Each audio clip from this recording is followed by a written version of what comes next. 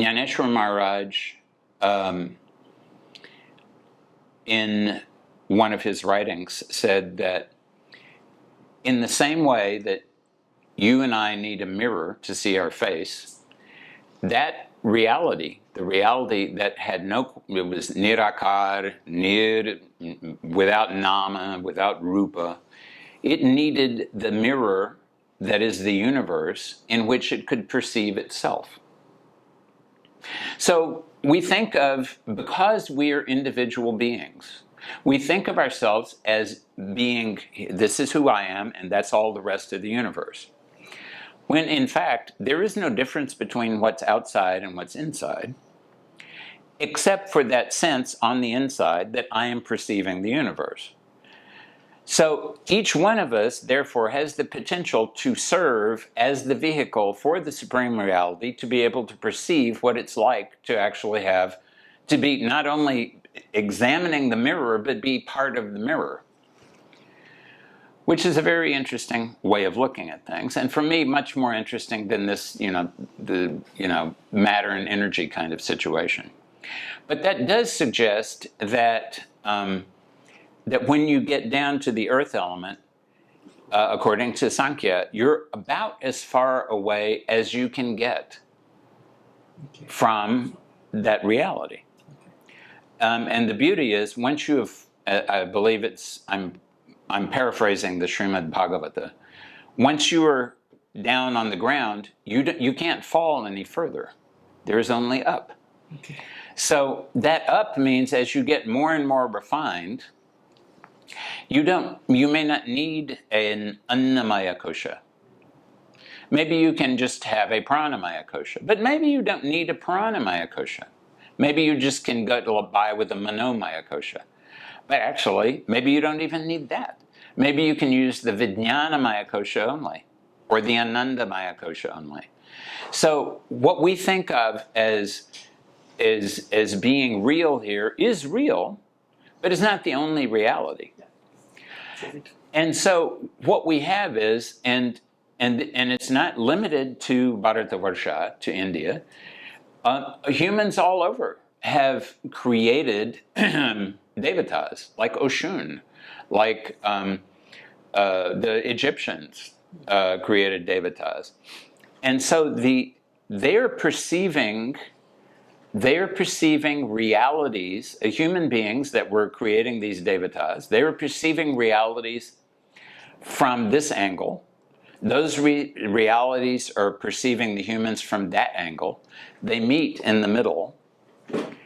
And where they meet, then there is an interaction that then generates a being that for some period of time behaves for the human beings as a Devata. Many people worship Pushan anymore. He's a Vedic Devata. Okay. That's exactly my point. You haven't even heard of him, and you're a pretty well-educated character. So here is Pushan. In the Vedic days, he was very important. he got a bhag in the sacrifice all the time. Okay. But once those Vedic days had shifted, where is Pushan? How many people worship Varuna now? I mean, indirectly Varuna is being worshipped, but otherwise no one is worshiping Varuna anymore. And Varuna was very important. Mitra was important. So all of these Devatas that were there in the Vedic era, they were absolutely Devatas. They're still there, but they're not being worshipped anymore. Mm-hmm. That means they're not being fed. Mm-hmm. They're not being fed by human attention. That means they're not getting prana. Where your attention goes, your prana goes. So if they're not getting prana, that means they can't do anything. They don't have any Shakti. And if you're Shakti-heen, then you're not going to be able to do anything. Then nobody is going to worship you, because why are they going to worship you if you're not going to do anything for them? It needs to be a fair exchange. And one of the reasons this happened, at least here in this country, is that 3,000-ish years ago, there started to be serious urbanization and territorial people got fixated on this is my kingdom, this is your kingdom, and so on. And things became more static. During the Vedic era, things were still kind of fluid. It was semi-nomadic, people were moving around. But then things became more static. And so what do we see? Starting from, over a period of 1,000 years, starting from about 3,000 years ago to 2,000-ish years ago, Ayurveda becomes totally transformed from a Vedic system, which is kind of shamanic, really. I've spent time with shamans in South America, very similar, to where it's a much more eclectic and a much more empirical medical system. And why was that necessary? In the texts it says there was a conference in the forest, and all the great Mahatmas and all the great Vaidyas went there.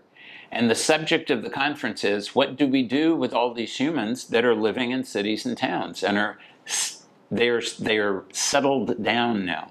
Mm-hmm. So when you're moving around and you are always having to be in a different location, always having to relate to your environment in a positive way, behave properly with the environment so it'll behave with you, that requires you, if you want to be healthy, to make sure that you keep a good track of what's going on with your prana. You make sure that your organism is healthy enough to do that. Once you get more static, you're in one place, you are able to communicate and build cities and create all kinds of stuff, but you're not moving around as much. And you're eating food that's been accumulated and accumulated a lot of tamas. And you have now not only food, but animals, and you're sharing all kinds of bacteria, and all kinds of diseases are started, and the diseases are living off of the ama in your system, which is all of the accumulated stuff that you have not been digesting because you are not moving around, because you're not keeping track of your own vitality. You're paying more attention to other human beings and less attention to the external environment. So the Ayurvedists understood that if we want to actually be useful, what we have to do is change the medical system. So now we're going to have to work with the help of plants and minerals and things like that, and use their energy, because the human beings have been devitalized they've gotten a benefit out of it. They can collaborate together. They can achieve things, but they have suffered in the bargain. So Ayurveda changed. Sanskrit totally changed. The Sanskrit of the Vedas and Paninian Sanskrit, totally different from one another. Jyotish changed.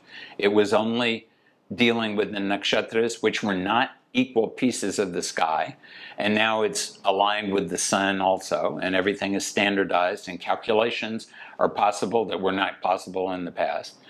Everything has changed, and it changed. And we have Shiva, who was originally Rudra, who did not even get a portion of the Vedic sacrifice. He was only given the Uchishta. He was only given the leftover. And then Daksha made the mistake of failing to invite him and Sati, and that was the end of Daksha, and that was the beginning of Shiva. So, ironically, 7 of the 8 really mahagadas, as we say in Ayurveda, 7 of the 8 really difficult diseases to treat began in the world as a result of the Daksha Yajñopadvamsha, the destruction of Daksha's yajna. The 8th was kshaya, which means consumption, so TB or AIDS or whatever, when your body consumes itself. And that happened when the moon was cursed by Daksha because the moon was paying too much attention to Rohini when he should have been all of the other nakshatras he was also married to. So it's always a challenge to have so many wives, but he was not up to the challenge. But Daksha probably did not think. He was probably thinking, I'm the all-important Daksha. I can curse my son-in-law if I want to. But then what happened to him as a result of that? The law of karma kicked in, and then he ended up now having a goat head instead of a human head, because Virabhadra and Bhadrakali came and chopped his own head off. So the law of karma is interacting with these devatas also.